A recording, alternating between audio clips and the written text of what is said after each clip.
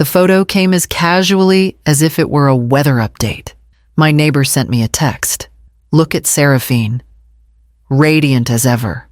The screen filled with an image of my daughter surrounded by gleaming champagne flutes, coral and ivory flowers, and a crowd of smiling faces I recognized from the fringes of family gatherings. Some I hadn't seen in decades. I stared until the letters on my phone blurred. Dozens of guests, all gathered in celebration of Seraphine's bridal shower, and not one word to me. I walked to the mailbox outside my Savannah row house, though I already knew the truth. Only bills, only silence, no invitation. At first I told myself there must be a mistake, a lost envelope. Then the phone rang my sister Evelyn. Voice heavy. Did you know that even Charles Ellington was there? You remember, Louis's old boss. He barely knows Seraphine. My knees weakened. My late husband's employer, a man with whom my daughter exchanged maybe a dozen polite words in her life, had been honored with a seat at the table. Her mother, had not. I pressed the call button with trembling fingers. Seraphine picked up on the third ring. Her tone was clipped, professional, as though I were a client interrupting her workday. Mother, your presence would ruin my day, she said when I asked why I'd been excluded. You always make everything about you. Her words landed harder than any slap. I tried to argue, but she cut the line, leaving only the hollow sound of disconnection. That evening, Evelyn called again. She's been telling people you're fragile, unstable, that it's kinder not to involve you. The realization settled like a stone in my chest. Seraphine had been preparing this erasure for months, laying the groundwork with whispered stories until family and friends believed them. I sat by the window as the gas lamps flickered on along Clementine Street, holding my phone like an artifact from another life, understanding that my own daughter had chosen to replace me with strangers, and that memory pulled me back into the long shadows of sacrifice I once thought would bind us together.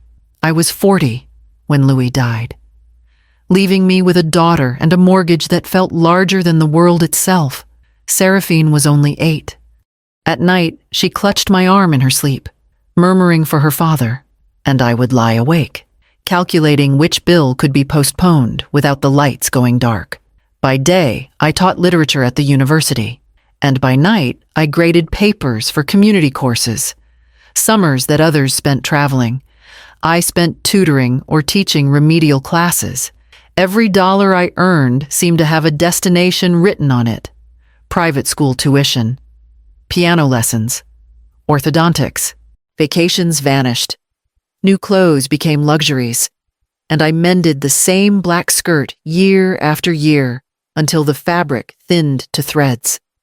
In those days, Seraphine's gratitude shone like a lantern. She wrote me notes in her childish hand.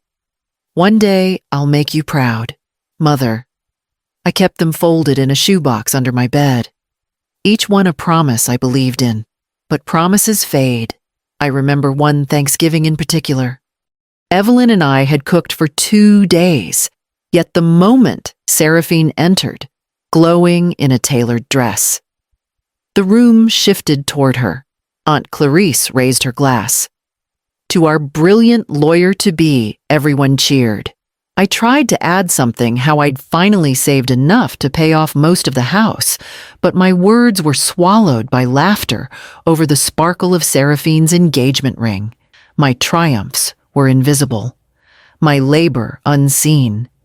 Now, walking along Savannah's cobbled streets, I feel those decades press against me.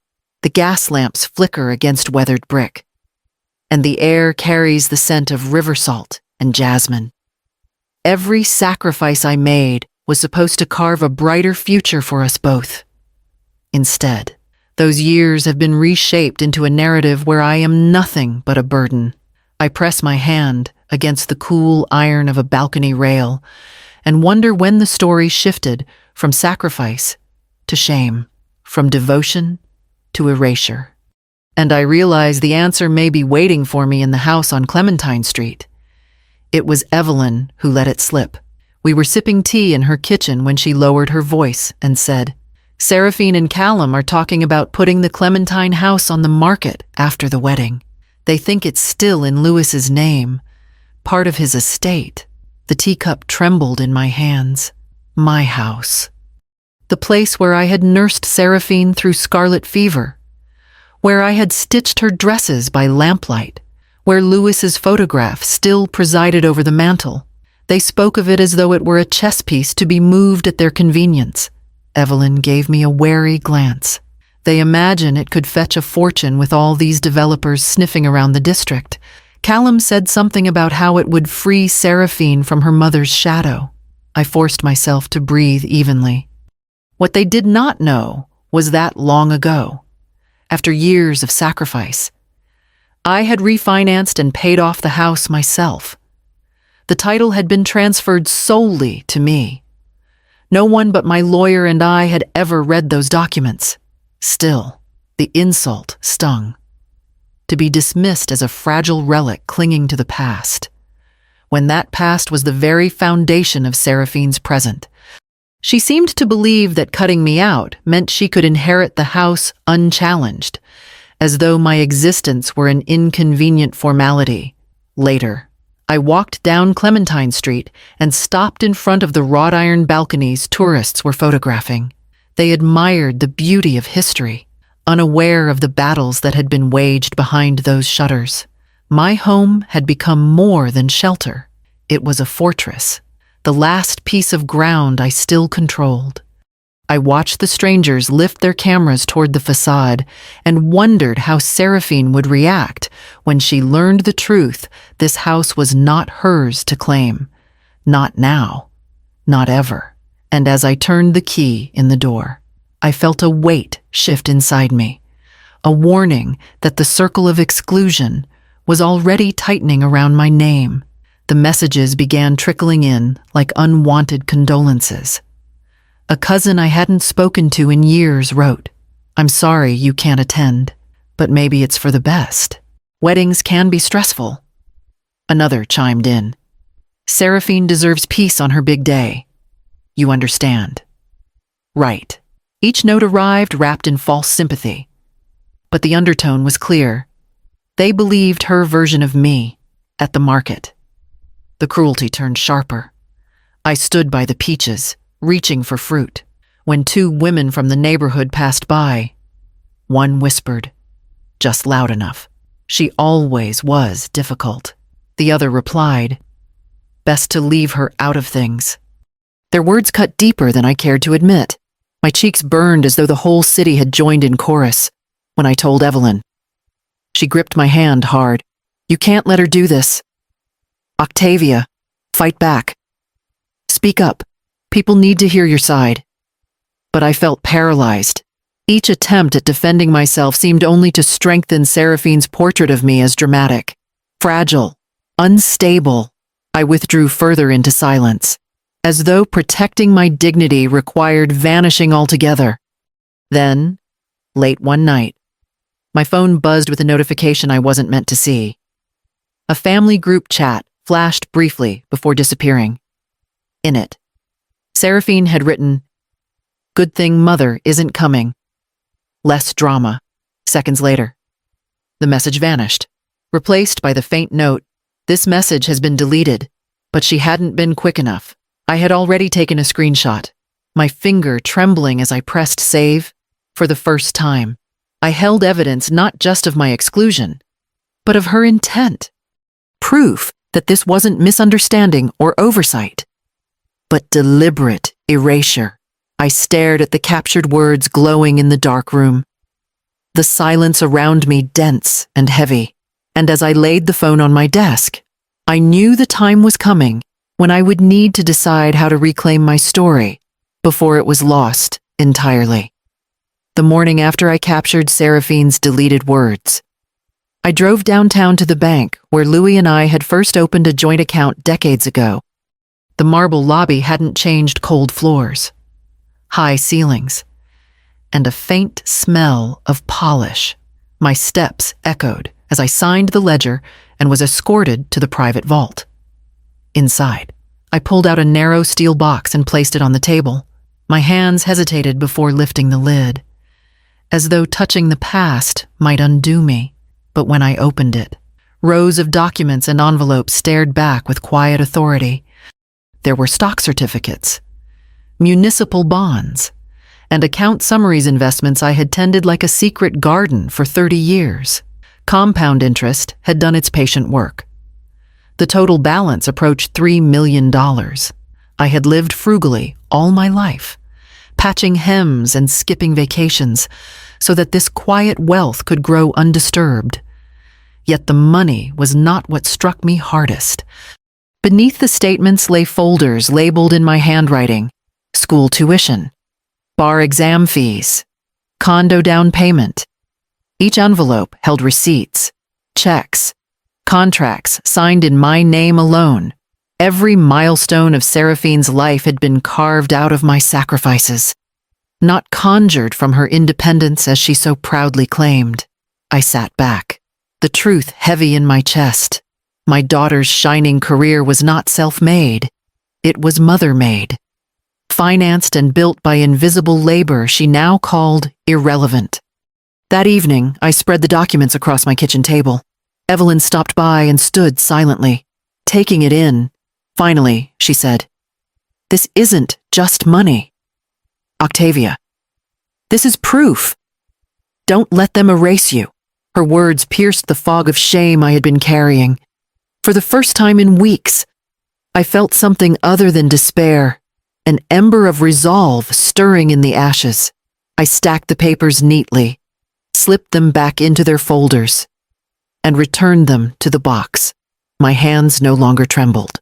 I knew then that the truth had a weight of its own, waiting for the moment it would need to be carried into the light.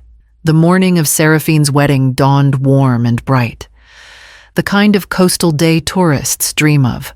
I watched the sunlight scatter across the Savannah River from my window. The air scented faintly with salt and magnolia. My house was quiet, my table bare. I had declined Evelyn's invitation to come sit with her. I needed solitude. At the grand seaside resort, I imagined the chandeliers blazing, orchids tumbling from golden vases, $100,000 worth of flowers arranged to frame a daughter who wanted her mother erased, cousins I hadn't spoken to in years, Luis's old colleagues, even strangers from Seraphine's firm, all of them seated proudly, their champagne glasses raised. Everyone but me. I remained in my chair, the sealed envelope already delivered days before, entrusted to the officiant with instructions to open it at the start of the vows.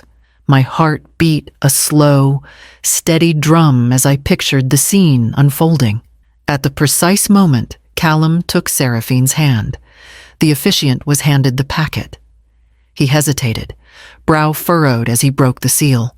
Inside lay the notarized letter and the carefully preserved records tuition checks in my handwriting. Loan statements I had paid in full, the down payment receipt for her first condo, the bar exam fees, line after line. A record of my sacrifices dressed in cold ink. Murmurs swept through the hall like a sudden wind. The officiant paused, clearly uncertain whether to proceed. Guests leaned toward one another, whispers sharp, eyes narrowing on Seraphine. Her posture stiffened, Callum's grip tightened. In that instant, the story of her independence began to fracture. The gilded ceremony, meant to display perfection, had become a stage for truth. What she had built as self-made brilliance was revealed as the quiet work of the mother she had cast aside. I sat alone in my parlor, listening to the distant toll of church bells, knowing that, while I was absent from the spectacle, my presence was everywhere in that room, and as the whispers rose louder, I felt the first stirrings of consequence settling like dust upon her perfect day. By the time the officiant closed the folder, The whispers had already turned into ripples of open questions. Guests craned their necks, looking from Seraphine to Callum, from the papers to Evelyn, who sat stiff-backed in her pew. I wasn't there. Yet I could almost hear the murmurs. Why wasn't her mother invited if she paid for everything? Callum, ever polished, stepped forward with a forced smile. Let us not be distracted, he urged, but the room did not obey him. A cousin leaned across the aisle, demanding answers. An uncle shook his head, muttering that he'd never understood why I had been left off the guest list. Some left before the vows were finished, slipping out in 2s and 3s. Others pressed Evelyn in the reception hall, insisting she explain what they had just learned. She stood her ground, repeating only, "The documents speak for themselves." Backstage, the fury I had expected finally erupted.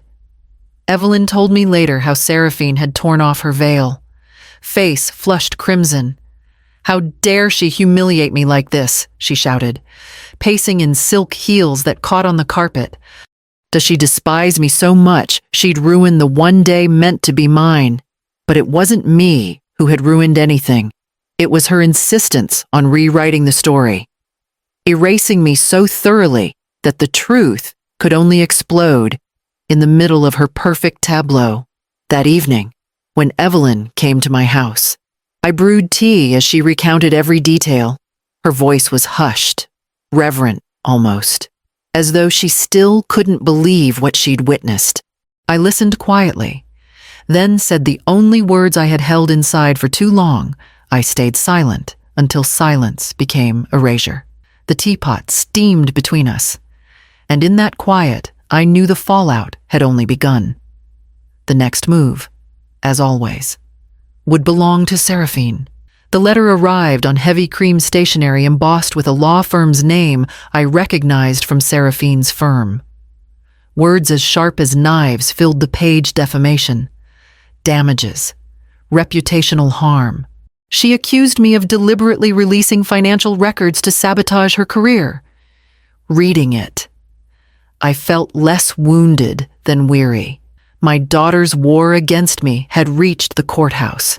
Evelyn came with me to the first hearing, her hand steady on my arm as though she were the elder sister guiding me back through childhood shadows.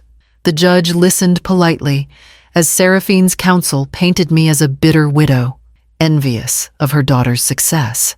Then I laid out the folders, the receipts, the canceled checks, the notarized transfers. Each one bore my handwriting, my signature. The judge's expression did not waver until Seraphine's attorney faltered, realizing the ground beneath them had dissolved. "This is not defamation," the judge ruled. "These are facts." The case was dismissed in under an hour, but truth in court did not restore Seraphine's pride. Rumors spread quickly, partners at her firm whispering about the spectacle, colleagues wondering aloud how much of her resume was truly her own. Callum, once so eager to bask in her spotlight, began appearing at family dinners alone. Evelyn told me he seemed restless, his confidence cracking. I felt no triumph. What I felt was release, as if a cord I had strained against for years had finally snapped. For the first time, I could step outside without the weight of her narrative pressing down on me. When the Savannah Women's League invited me to speak about financial independence for widows, I accepted. Standing at the podium, I told them how I had started with nothing but a paycheck and a child to raise, how small sacrifices compounded into survival. Faces in the crowd nodded, some with tears. Walking home afterward, the night air cool on my skin, I sensed that my story no longer belonged to Seraphine's version of me. It was mine again, and it was already carrying me toward something larger than survival. The seasons shifted, and with them, the shape of our lives. Word drifted through Evelyn that Seraphine's marriage was already straining. Callum traveled often, and when he was home, His presence was more absence than comfort. At her firm, the sting of public humiliation had not faded. Colleagues spoke to her with forced politeness, then fell silent when she walked away.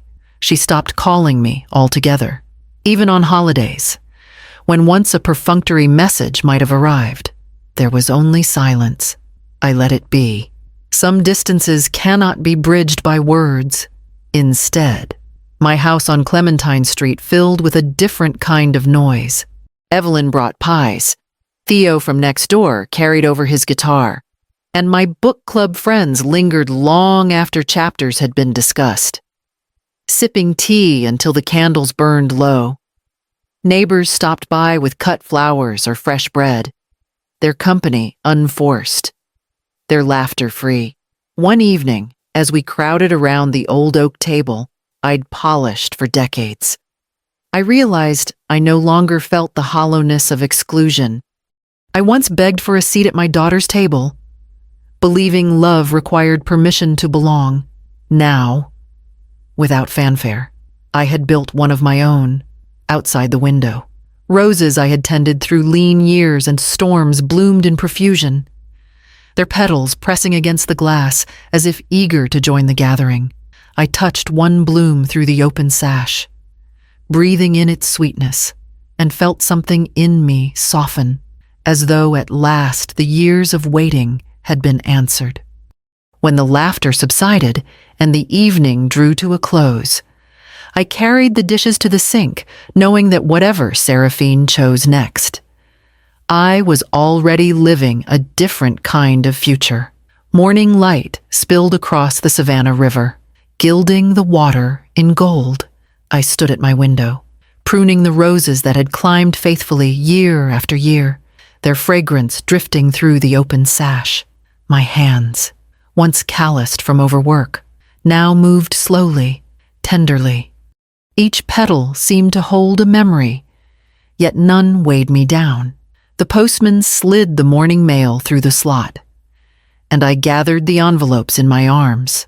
Among the bills and catalogs were letters, handwritten notes from young women who had attended the financial workshops I had begun hosting at the Women's League.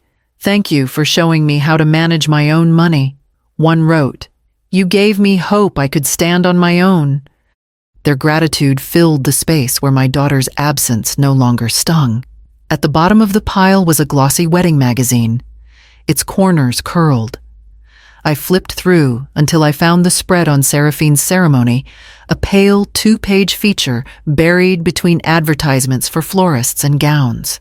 The captions spoke of grandeur, but the photos felt hollow, stiff.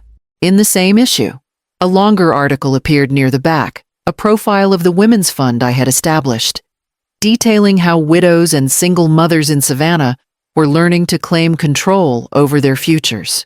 My name printed there, not as a footnote, but as the story itself. I set the magazine aside and returned to the window. The roses caught the light, their petals opening wider with the morning sun. "Love may open doors," I murmured to myself, "but only respect keeps them open."